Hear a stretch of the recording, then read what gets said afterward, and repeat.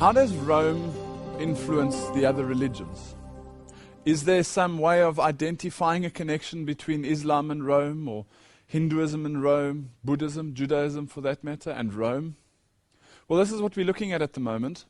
And you'll remember in the first section of this lecture we went into how do secret organizations work. Because Theology 101 told us that in every religion you have an exoteric and an esoteric section. In other words, within Christianity, within Buddhism, within Judaism, within all of them, you've got a group of people that are the masses, the people, the members of the congregation, if you like, that know a certain amount of information. And then you have a group of individuals in the inner core that know what information is not supposed to be dispersed amongst the people.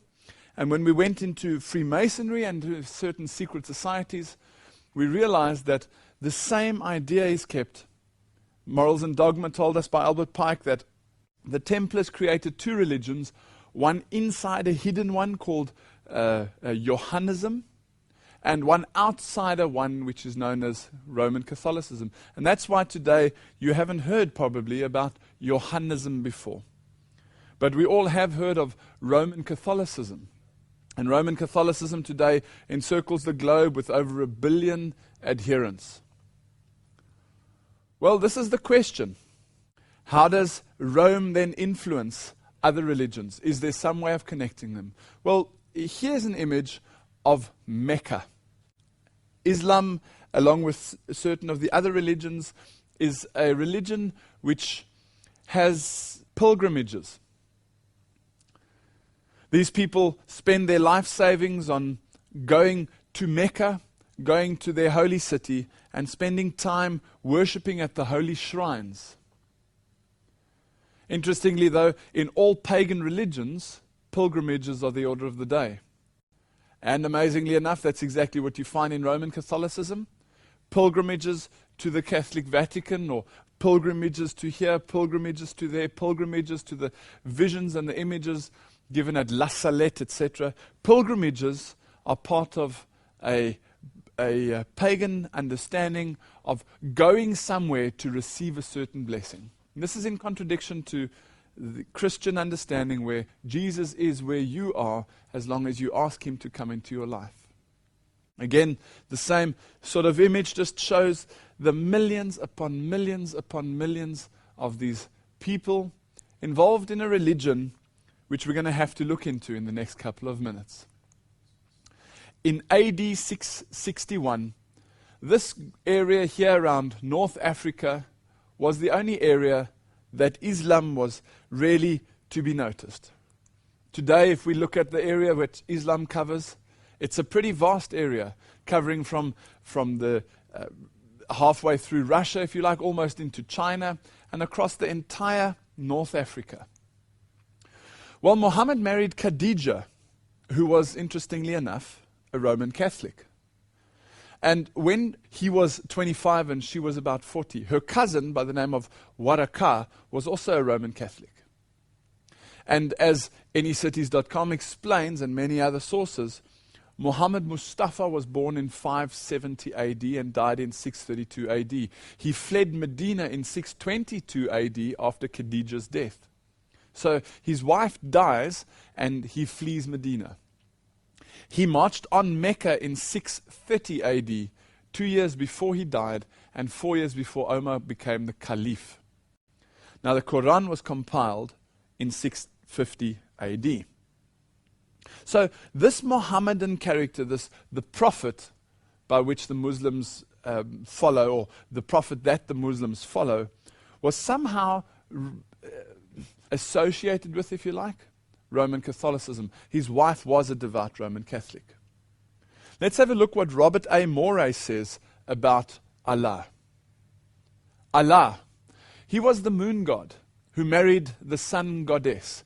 Together they reproduced 3 goddesses who were called the daughters of Allah. These 3 goddesses were called Alat, Al-Uzza, and Manat. The Encyclopedia of Religion mentions that Allah is a pre-Islamic name corresponding to the Babylonian Bel.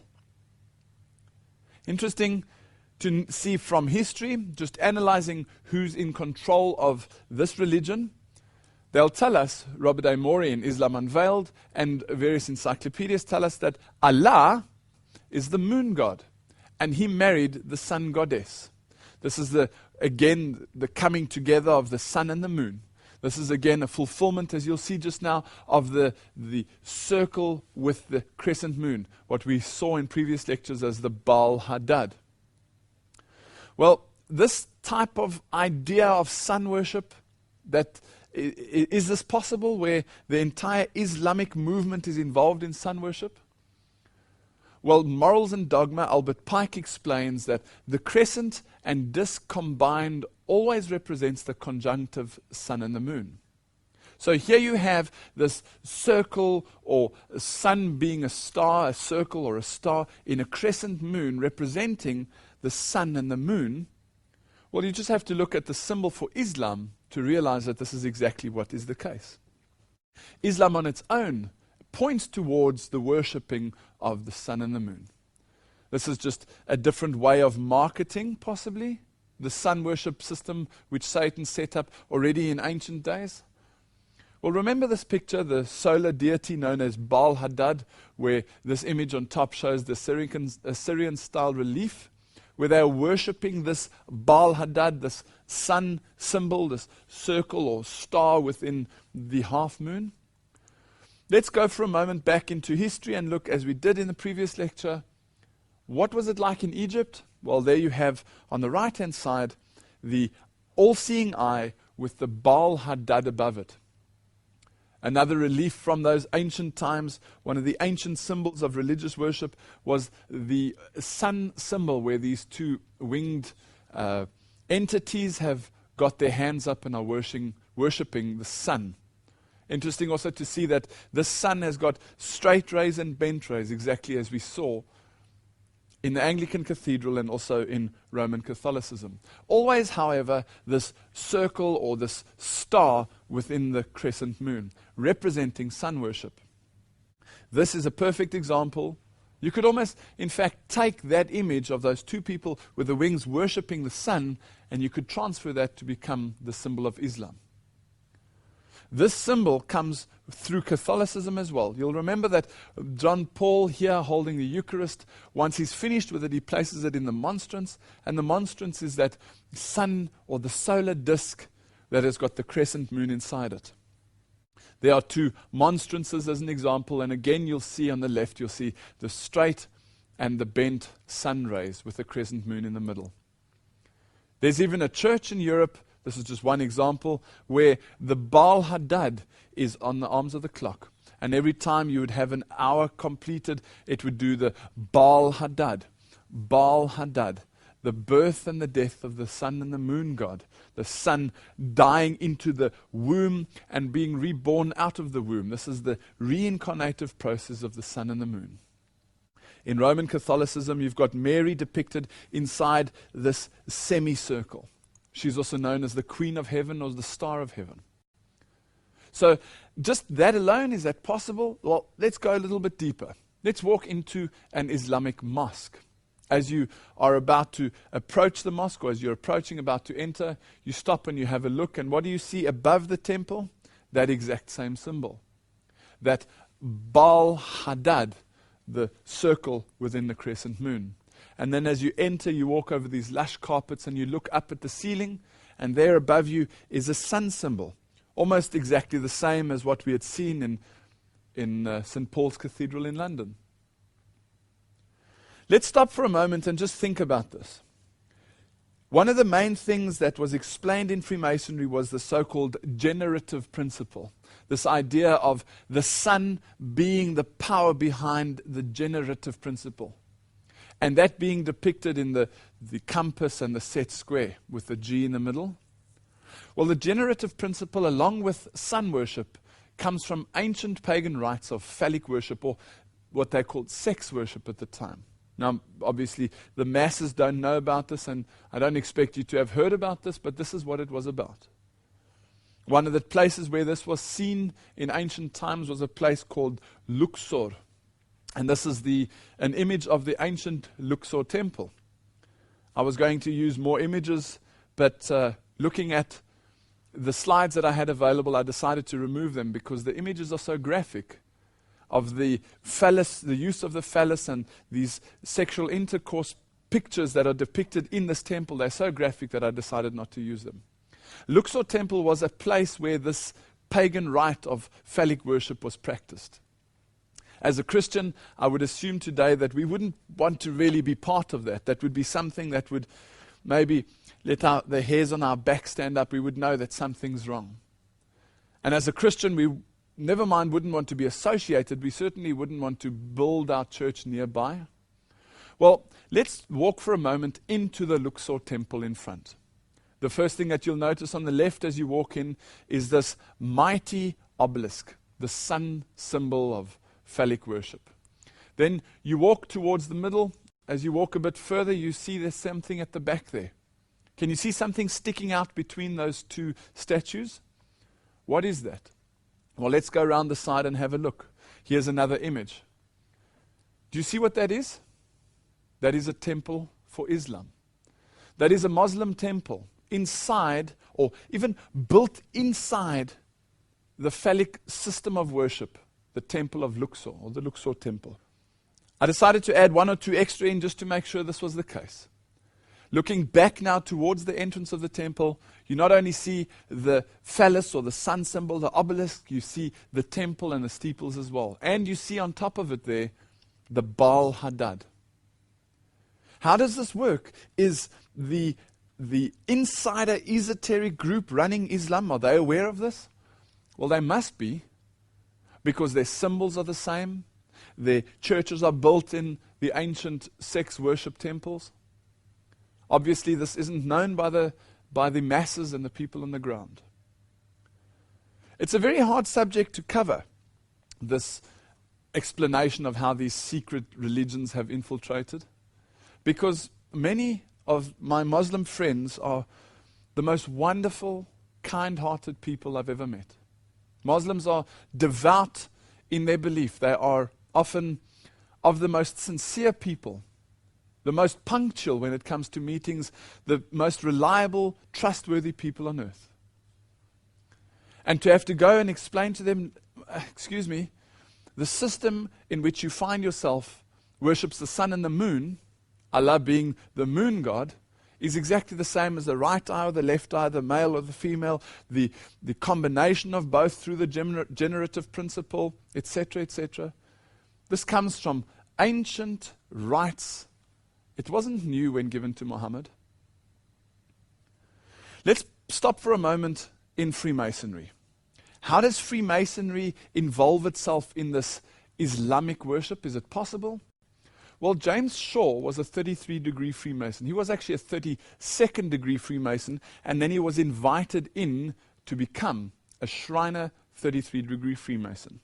Remembering that the shrine of Freemasonry is in opposition to the sanctuary or the temple of God, the shrine pointing east and the sanctuary pointing west. To become a Shriner Freemason, you obviously have to point your worship to the east. Now, this James Shaw was a Christian at the time when he came to realize that he was actually busy with, what he was actually busy with. And during his 33-degree Freemasonry initiation or the ceremony, there were certain people that came in attendance. One of the people that was watching or that was part of the ceremony, in the audience of the ceremony, was a certain gentleman by the name of Billy Graham. Being part of an audience of a 33-degree Freemasonry ceremony, well, you can only be a 33-degree Freemason if you are part of the audience. No one of the lower orders is allowed to be there. James Shaw wrote the book, The Deadly Deception, and he tried to explain that this was the case, that Billy Graham was at his ceremony, but he couldn't get his work published. And it was only till he changed the words, Billy Graham was in attendance, to there was a prominent evangelist in attendance, that his book became published. And today it's freely available. You can go and pick it up from the bookstore, from Amazon. You can have a look. The Deadly Deception by James D. Shaw. Well, let's look into this book. What happens in a 33-degree Freemasonry ceremony? The 33rd degree initiation ceremony, the oath is sealed by drinking wine out of a human skull. May this wine I now drink become a deadly poison to me as the hemlock juice drunk by Socrates, should I ever knowingly or willfully violate the same. A member dressed as a skeleton places his arms around the candidate, who then states, and may these cold arms forever encircle me should I ever knowingly or willingly violate the same.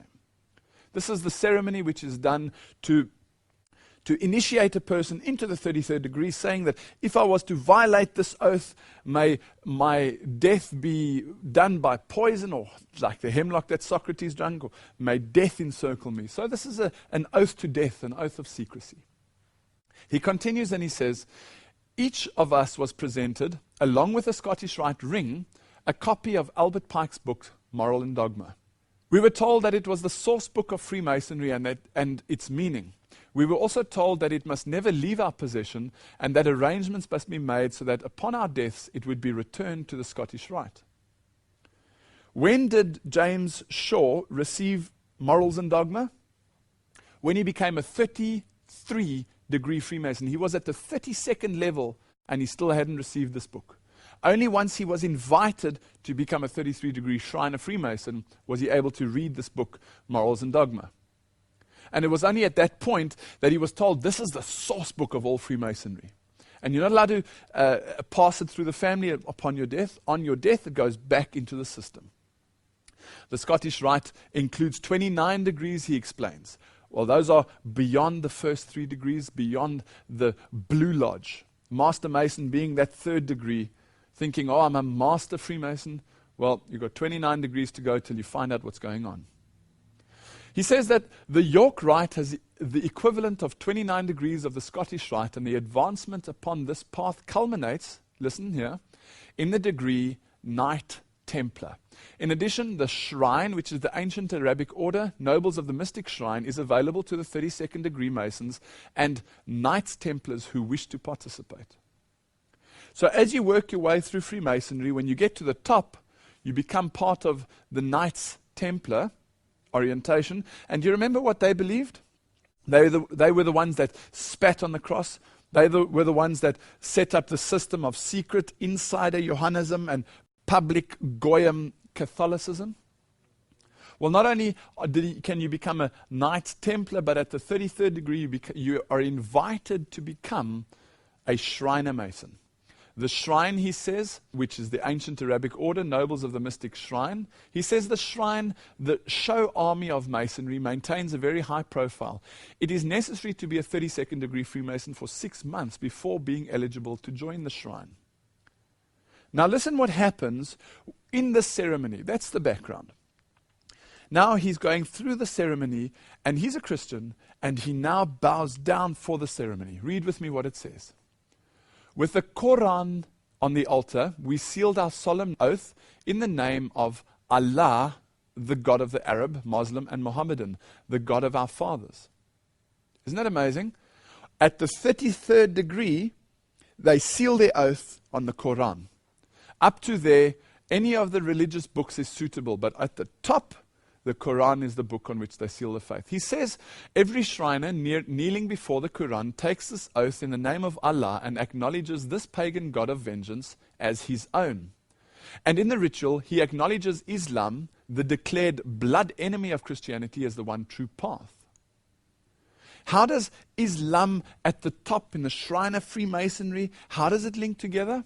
Well, let's just go inside the temple and have a look at the Shriner Freemasons themselves. Let's look at the cap they put on, the Shriner hat. Well, here you have a depiction of it. Of what's written on it is Mosla, Muslim, Allah. The God of Freemasonry, according to Allah, according to Albert Pike, in our first half of this lecture, he said, Lucifer, he is the God of Freemasonry. Now, when you become a 33rd degree Freemason, you bow down and you seal your oath on the Quran, which is obviously Allah being the God. So what does Albert Pike say about this word Allah or Yahweh reversed? Let's find out. He says in page 102 of Morals and Dogma, the true name of Satan, the Kabbalists say, is Yahweh or God reversed. So in typical fashion, just like they turn a cross upside down, they take the name of God, Yahweh, which is a biblical name, and they turn it upside down. They fiddle with it and they invert it. Well, let's have a look at this. If you take the name of God, Yahweh, in the original writing, it is written like that. If you turn it inside out in reverse writing, you write it like that. You turn it upside down in occult fashion, you squeeze it all together, and amazingly enough, in Arabic, that spells Allah. In perfect symmetry with the Bible saying, don't get involved in things which are to do with sun worship, where Allah is the sun and he marries the moon goddess. And in perfect symmetry with Albert Pike that says that Allah is, or the God of Freemasonry being Satan, his name is Allah when you seal your oath on the altar as a 33-degree Freemason. This is the inversion of the biblical Yahweh. And it was only at that point that James Shaw came to realize what he was really busy with. Manly Palmer Hall explains in his book, The Lost Keys of Freemasonry, he says, when the Mason learns that the key to the warrior on the block is the proper application of the dynamo of living power, he has learned the mastery of his craft. The seething energies of Lucifer are in his hands, and before he may step onward and upward, he must prove his ability to properly apply the energy. See, this is where once you become a 33-degree Freemason and you understand that Allah is Lucifer, and you understand that Lucifer is the God of Freemasonry, and that he, by having acknowledged him as God, you become able to channel this energy. It's only at that point that you realize what you're really busy with. And this would all be funny, ha-ha, if it weren't that the top people in the world belong to this system. I'll get into some presidents in later lectures. I'll show you who are some of the presidents that are 33-degree Freemasons. This is an image here of a lodge meeting in Cairo in 1940 in Egypt. This is under the portrait of King Farouk I. Here's even the President Gamal Abdul Nasser, 1954 to 1970, and Muhammad Anwar Sadat from 1970 onwards to 1981. They were all members of this order of Shriner Freemasons. These people understand that the seething power of Lucifer now runs through their hands and through their bones, and they've got to work with this energy. This is a Judge Ragheb Idris, who's a 33-degree Freemason, a Grand Master Sovereign and Commander of Egypt. He runs the entire system there. And there's his fez, once again, the Shriner hat at least, with the symbol of Allah on it. The symbol of Islam, the sun and the moon. And it doesn't matter if the symbol is with a star on top or with the star at the bottom. That's the right eye, left eye, male, female, good, evil. That's the God, which is not our biblical God. That is a God of this planet, the ruler of this planet, Lucifer, or now as we know him, Satan. Going back into ancient times, into Genesis 11, we have a look at Babel. I mentioned it in the earlier lecture, and I'll give you the quotations now from the Freemasons themselves. William O. Patterson, he's the editor of the Masonic Quiz Book. He says, or he asks in the quiz book, who was Nimrod? He answered it, he says, one of the founders of Masonry. Nimrod was a Mason himself. And then Arthur Edward Waite explains that as regards Masonry, Babel, of course, represented a Masonic enterprise. When they reached an abiding place in the land of Shinar, it is affirmed that they dwelt therein. It was here that they built their high tower of confusion. Out of evil comes good, however, and the confusion of tongues gave rise to the ancient practice of Masons, listen now, conversing without the use of speech. You see, this is where they start to explain why they use symbols. Masons here are saying, well, the reason we have to use symbols goes all the way back to the Tower of Babel, because we were trying to unify the world, one power, one world, one nation, one language, and at the same time we would rise up towards godhood through this spirally system, this Tower of Babel, which became known as the Tower of Confusion. That got up God's nose because it was in contradiction to what he was doing, what he was planning. And he said, cluck, And from that point on, there were only the religion or only the languages available as what God had said. From that moment on, a person working with another colleague, all of a sudden they could no longer converse. And thousands of years, this has confounded all Satan-driven or satanic or Luciferian doctrines. This must have really upset Satan. And he swore from that moment on, we will no longer be using speech to communicate. We will now use symbols. We will use hand signals. You'll see it in the badges we wear. You'll see it in the symbols of our companies, which I'll go into the lecture, The Battle for the Mind. So according to Masonry, the Tower of Babel represented the first Masonic enterprise. And you just have to look at various of these images of the Tower of Babel to realize that it's commonly understood that it was a type of spiral or a pyramid-shaped entity, this Tower of Babel. Let's go for a moment into an Islamic country and have a look what we see there. Here is an image from a spiral in Lebanon. And on top of that spiral is Mary.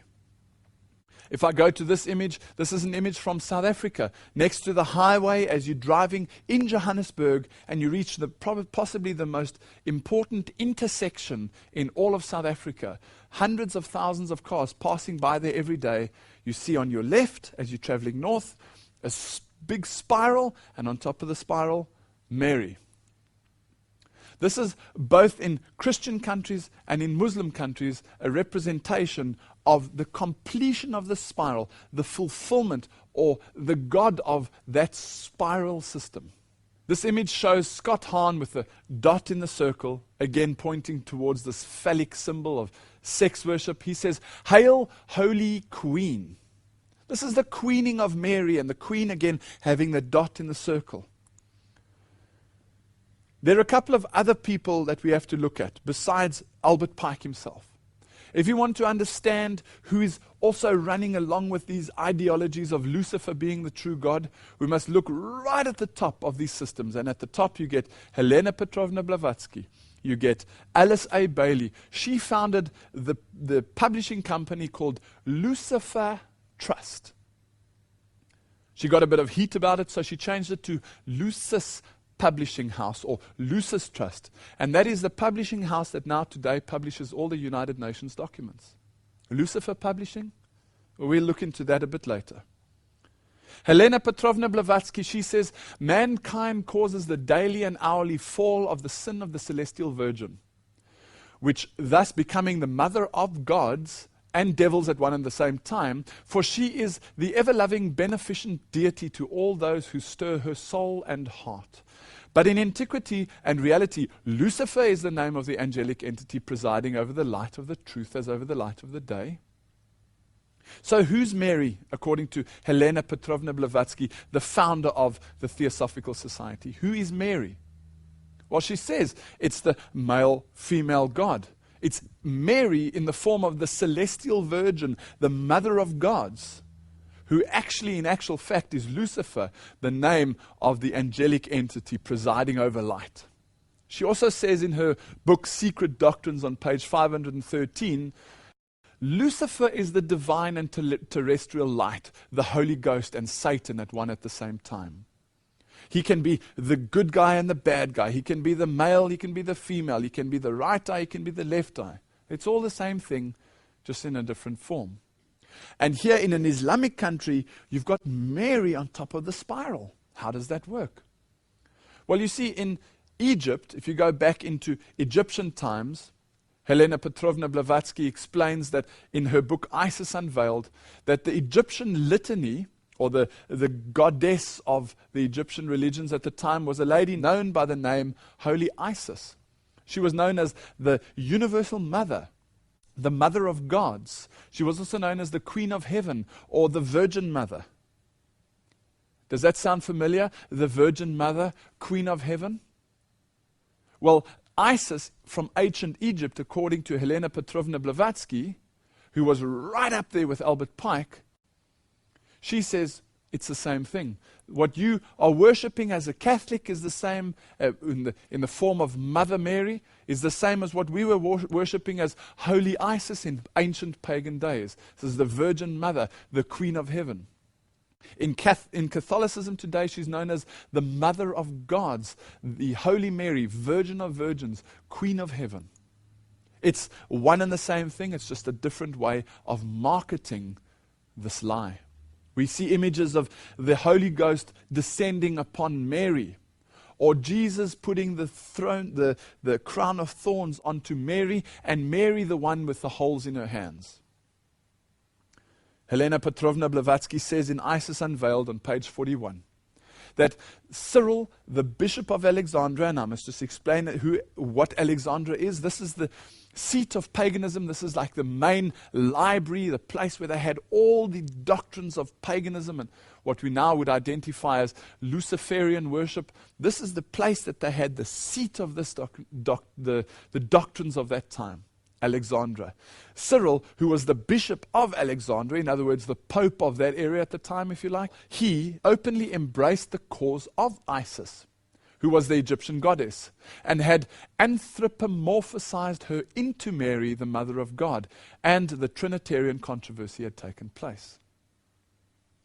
So the Bishop of Alexandria anthropomorphized, he made human Isis, who became Mary. So today when people are bowing down and lighting candles to Mary in Roman Catholicism, they don't know that they are part of an outsider, an exoteric teaching, which actually on the insider esoteric teaching is Johannism, which is based in Luciferianism, which is only known by the insider adepts. And those millions of people that are paying their way by having saved their whole lives to get to Mecca, they're involved in sun worship.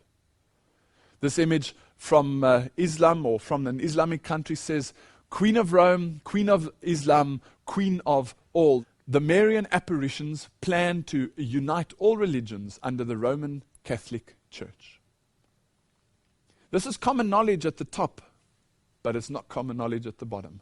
1 John 2 verse 22 says, who is a liar but he that denieth that Jesus is the Christ? He is Antichrist that denieth the Father and the Son.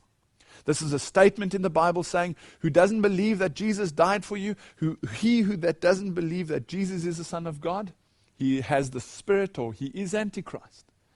Let's look into the Quran for a moment and see there that it says, Christ was altogether saved from the indignity of the cross. It says in verse 157, but they killed him not, nor crucified him, but it was made to appear to them for surety they killed him not. Let's have a look at another quote.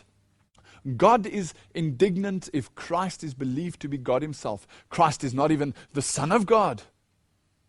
The Quran removes Jesus Christ from being Jesus Christ. He removes Jesus Christ from being the one that is your only way of getting to heaven. And yet, as you can see in this image, the Pope kisses the Quran. You see, this is how you start to identify the finger in the pie. This is the moment when you can realize that something's going on here. Why would, if the Quran says that, why would the papacy accept, acknowledge, and kiss the Quran as if it is the holy book? If it's not by understanding that the God that they are worshipping, Mary, is the same as the God that they are worshipping in Islam is the same God, Lucifer being the male type of Mary being the female type, that's the only way that the two come together, that the papacy who worships supposedly Jesus Christ and Mary is able to acknowledge the Quran. That's the only place that they can come together. This letter is written by Pope John Paul, and he addressed it to my beloved Muslim brothers and sisters. He calls them part of his family. It says, I close my greeting to you with the words, we believe in and confess one God, admittedly in a different way, and daily praise and venerate him, the creator of the world and the ruler of this world. Who's the ruler of this world? Well, it's certainly not Jesus Christ. The prince of darkness, the ruler of this world, according to various things, you just look around you, and who's in control at the moment? Well, I disagree with the Pope when he says we believe and confess one God. We certainly don't. He's correct, he does, because in the female form or in the male form, the way they split apart is actually the same thing. This newspaper article shows an image of Pope Benedict. Muslims are hopeful despite new popes' past writings. It says there, evangelism is not always active witnessing, but there is always that open-ended invitation. I'm uncomfortable sitting down with Muslims and actively trying to convert them. That's unfair. But if I share the good news as I understand it and someone accepts it, well, that's an unintended consequence. Evangelism is not active witnessing. Are we not supposed to go and teach all nations, baptizing them in the name of God the Father, the Son, and the Holy Spirit? Are we not supposed to create disciples and wake people up out of the slumber as they did in Ephesus? It continues and it says, we will come to the dialogue table with Muslims, now listen to this, to talk about everything but one thing, belief in Jesus Christ as the one truth. Who's writing this? You see, today, all we have to do is look into history and say, please have a look at, just as an example, USA Today, 25th of September 2006. The Pope meets with these Muslim brothers and sisters. Now, if everybody was on an equal footing, they would all be dressed as you and I are, as anybody is, but you'll see in this image that everybody comes dressed in the dark colors. And there in the middle, in the center, raised up off the floor, sits the Pope on a special chair. He's the boss. And although he might make noises that seem to appear as if he is somehow condemning or infuriating the Muslims, this is an act, this is a plan, a way of inciting the Hegelian principle. Thesis, antithesis, synthesis. MSNBC explains, the Pope prays during a visit to Istanbul Mosque. As he's traveling around, he has the right, as it is part of the same religion, to bow and pray in the same area as what devout Muslims are doing. Inside, this is the same religion. This is the same religion. You can see it in the symbols, you can see it in the way they do it, and you can see it in the way he says we worship and we confess one God. The God of Catholicism, insider Johannism, is the same God of the insider Islam people. What about Hinduism? Can we somehow find and trace a root of Hinduism back to Rome? Well, this quote from Hinduism.info explains a lot. It says, Hindus worship the nameless and formless supreme reality, Brahm. By various names and forms, these different aspects of one reality are symbolized by the many gods and goddesses of Hinduism. In no other religion does the supreme being wear so many masks and invite worship in so many different forms as the eternal religion of Hinduism. When they speak about the supreme being, you'll see that Masonry speaks about the supreme being, and you'll hear Hinduism speak about the supreme being. Now, as the catechumen on the ground, we would assume that would be God, but the insider language teaches us and tells us that the supreme being of Freemasonry is Lucifer. Is it possible that somehow the supreme being of Hinduism can also be Lucifer? Well, I'm not sure. Let's go and check. Let's go back to the source of all sources of the occult world, Helena Petrovna Blavatsky. She says in Isis Unveiled that the Isis of the Hindus is called Mother of an Incarnated God, the Mother of Krishna, Virgin Most Chaste, Virgin Trigana, Virgin, the Celestial Light, and the Queen of Heaven. Does this sound familiar? Does it somehow sound similar to the Queen or the Virgin Mary or the Mother of God, the Queen of Heaven? What Hindus are worshipping, unbeknown to the members, is the same as what Isis was in the ancient pagan religions. This is the Queen of Heaven, the female version of the male Lucifer. If we go back into the Hindu books and we have a look at the infinite grace of images, the spirit of modern India explains that a Hindu Ishvara, which is their supreme God, is not a jealous God because all gods are aspects of him. This is a bit of a challenge because it cannot be the biblical God, because the biblical God says in Exodus 34 verse 14 that thou shalt not worship no other God, for I am a jealous God. If the biblical God is a jealous God and the Hindu God says he's not a jealous God, well, how many forces are there in the world? The way I understand it, there's only two, good and evil. Good, in the form of God, Jesus Christ, can only come in the form of God. Evil, however, can come in the form of good and evil. So here, where he says, I am not a jealous God, this God of the Hindus, we just have to look a bit further and go back into Hindu wisdom and have a look. It says, Lord Shiva, he is the totality of existence, male and female, light and dark, creation and destruction.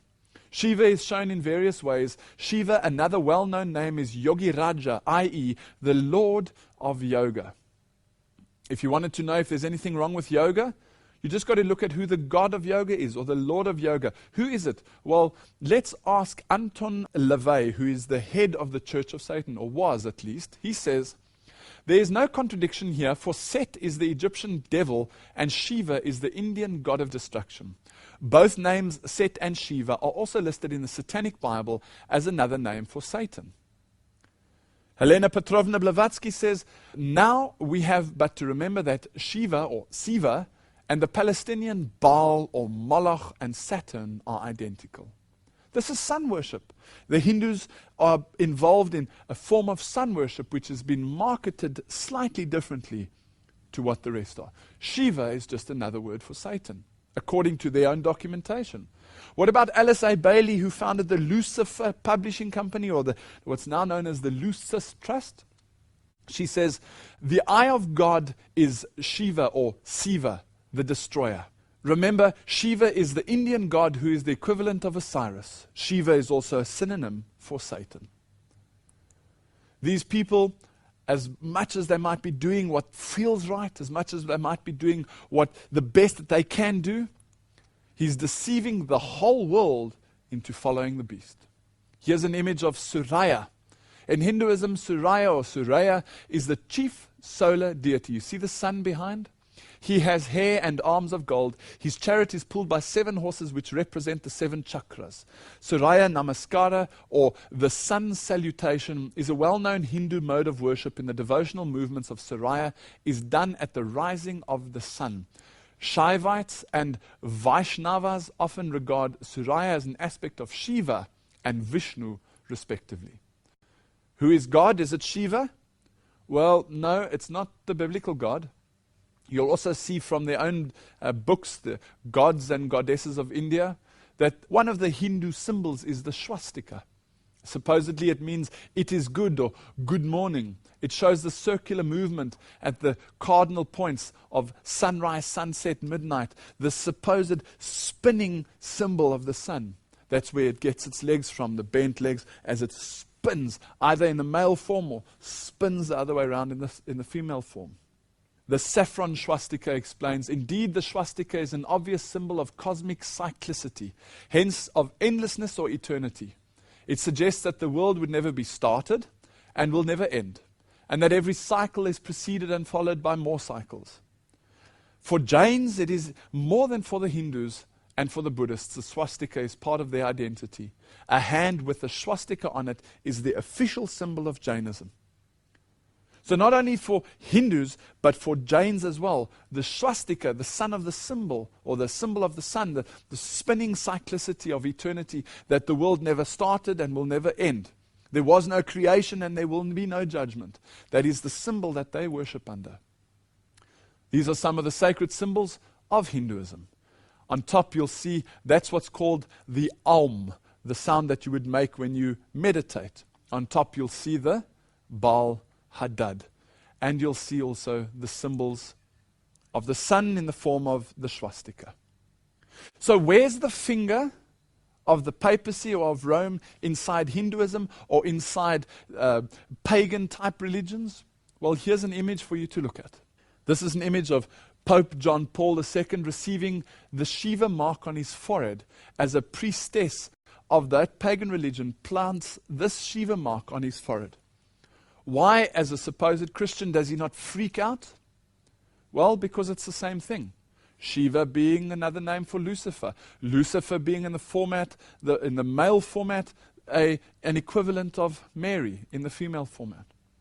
We've covered Christianity, we've covered Islam, we've covered Hinduism. What about Buddhism? Is there some link to Rome or sun worship inside Buddhism? Well, interestingly enough, this quotation is taken from Hinduism. But let's read it. This is about the god Ganesha, which is the supposed elephant god with many arms and this elephant head. He's called the Lord of the Beginnings. Lord Ganesha, popularly known and easily recognized as the elephant god, is one of the most important deities of the Hindu pantheon, or pantheon. Lord Ganesha is the son of the Lord, who? Shiva, and the goddess Parvati. He is also known as the Ganesha Buddha in Japan. So the Ganesha Buddha is the same as the son of the Lord Shiva. As a Christian, do I want to be associated to Shiva or the son of the Lord Shiva, who's just another word for Set or Satan? No. The Buddhists, unbeknown to them, are involved in the same thing. This is just a different marketing plan which Lucifer has set up to channel worship through to him. This article continues and it says, in the Tibetan Buddhism, the practice associated with Ganesha as a Buddhist tantric deity survives up to this day. In Greece, Janus, the god in Greek mythology, has a head of an elephant. Sometimes he's depicted as the two-headed deity. So in Tibetan Buddhism, they're worshipping the same god as in Hinduism.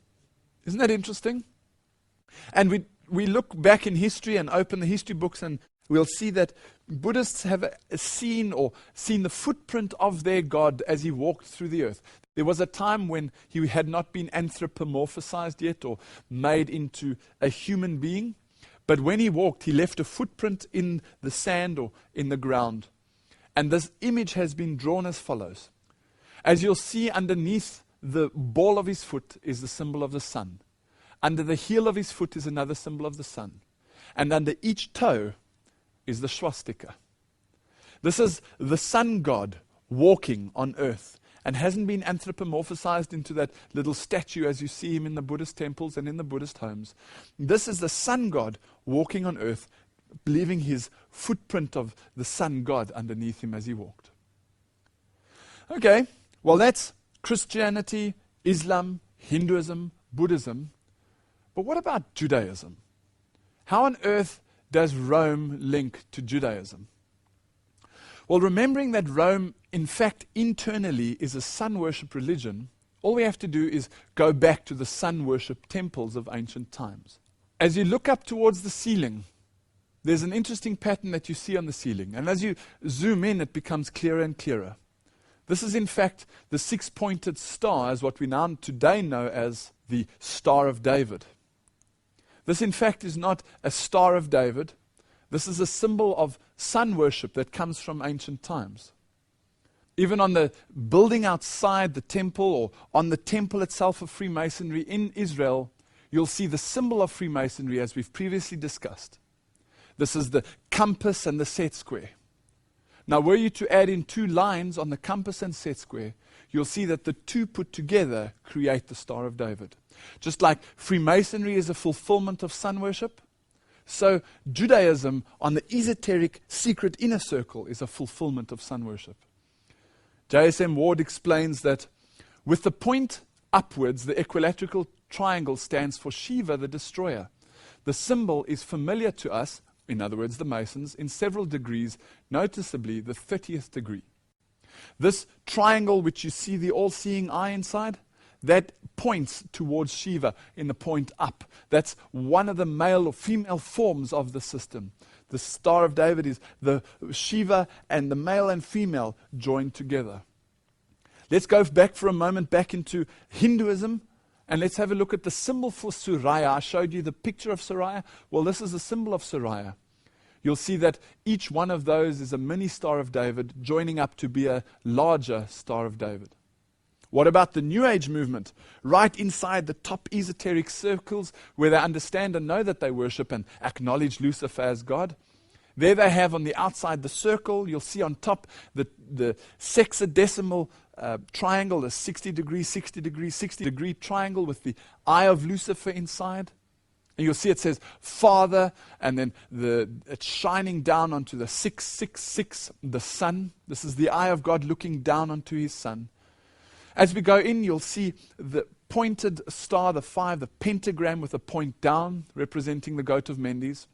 Inside that, you got the pentagram with the point up, showing the male version or the female version of the same deity. And then right in the center, is there something that you can see there? The core principle of this 666 Lucifer symbol is the Star of David. Not because it's of any association to the Jewish religion, but it's the symbol that they've used throughout history for any association to the worship of Lucifer. Even Helena Petrovna Blavatsky, in her system called the Theosophical Society, which says Lucifer is the Logos, the serpent, the savior, her symbol, her emblem, is the snake eating its own tail, and right in the center is the supposed Star of David. When you go to tarot binding and you look at the symbols involved in the New Age movement and involved in putting out these tarot cards, on the tarot card binding you'll see the Star of David. The Star of David has got nothing to do with Judaism. It is a symbol of sun worship. It is a stamp of approval that Satan has placed on Judaism, because a while ago he blocked them as a nation from understanding the prophecies of Daniel 9 verses 24 to 27. We've covered this in a previous lecture, and if you don't know what I'm speaking about, please go and look at the lecture entitled Who is God? It'll explain to you that there's a certain curse placed on people that read this section of the Bible. Helena Petrovna Blavatsky herself, she says, the 6-pointed star, which we now today know as the Star of David, refers to the 6 forces or powers of nature, the 6 planes, principles, etc., etc. All these, the upper and the lower hierarchies included, emanate from the heavenly or celestial virgin, the great mother in all religions, the androgen, the Sephira Adam Kadmon. This is by Helena Petrovna Blavatsky herself, explaining that the truth around the secret inner circles of Judaism is actually to do with sun worship. And that's why when Pope John Paul, or any of the popes today for that matter, were to go to Israel, they would bow down at the wall, as this image shows. Here's the Pope bowing down and worshipping at the Western Wall. Why? Because Judaism inside is the same as Catholicism on the inside. And today, Jesus is calling the Jewish nation to come to him. Don't wait for another Messiah. The Messiah has arrived, has come, and has died for you. It says in Revelation 22:16, I am Jesus, the root and the offspring of David and the bright and morning star. No one else. Don't wait for some future Messiah. There is a Messiah coming. He's called the Maitreya. He's called the Cosmic Christ. He's called the New Age Christ. But that's not the true Messiah. That's the impersonation of the true Messiah. Right at the beginning of this lecture, we started out by looking at adherence.com. Who belongs to what religion? How many people belong where? And we saw that 33% of Christianity belong, or of the population belong to Christianity. Has this secret infiltration happened in Christianity? Absolutely. We can black that out. Has the secret infiltration of sun worship infiltrated Islamic worship or Islam? Absolutely. What about Hinduism? Is that some form of sun worship? What about Buddhism? Is that some form of sun worship? The Chinese, if you go to China, you'll see the Eastern religions are involved in sun worship. I don't have time to go into that in this lecture. But at the same time, we can just see within them the worships of the dragons and these dragon festivals. They're involved in sun worship. The non-religious, the agnostics, the people that say, well, there is no God or no deity at all, he's got them as well. The primordial and the South African or African belief of the spirits that will help you channel, we'll Are they involved in Jesus Christ being the mediator between man and God, or are they ancestors? Does Satan have them? Absolutely. There is one mediator between man and God, and that is Christ Jesus. Look again at the graphic and ask yourself, is the Bible accurate when it says the whole world follows the beast? Yes, it is.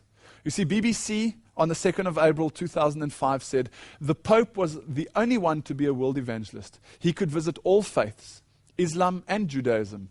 He prepared the way for a religious new world order. And then on the 20th of February 2006, this article was issued, Respect for Religion Urgent. Mutual respect is urgent between the religions. It's urgently needed. And then there was this little piece at the bottom that said, in the current international context, the Catholic Church remains convinced that to encourage peace and understanding between peoples and individuals, it is necessary and urgent that that religions and their symbols be respected. Why would the Pope call for religions and their symbols to be respected? Well, the whole world follows the beast. Christians, Islams, Hindus, Buddhists, all of them are following, and there's going to come a time when he's going to claim responsibility. In Christianity, he's calling his children together, his daughters. And all the other religions he's starting to call together as well. It's called ecumenism, or ecumena, one unity, but it's unity in error. It's unity towards the East in sun worship. And then, mind-blowing of all mind-blowings, I believe, was an image I received on Time magazine, 27th of November 2006. Here is the Pope himself, Pope Benedict, with a hint of a leaning forward as he bows down to the symbol of Islam on the cover of Time magazine. These people know what they're doing. The Pope bowing down to the symbol of the star with the sun with the crescent moon. Doesn't matter if he bows down to the symbol of Islam or if he bows down to the Eucharist. It's exactly the same thing. Revelation 13 verses 2 to 4 says, and the dragon gave him his power and his seat and his great authority. And all the world wondered after the beast, and they worshipped the dragon, which gave power unto the beast. And they worshipped the beast. But then in Revelation 18 verse 1 to 5 it says, Babylon the great is fallen, for all nations, not just northern Zimbabwe or South England, all nations have drunk of the wine of the wrath of her fornication.